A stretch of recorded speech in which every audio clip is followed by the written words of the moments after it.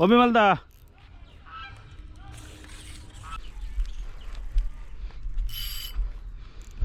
আওয়াজ দেখিস?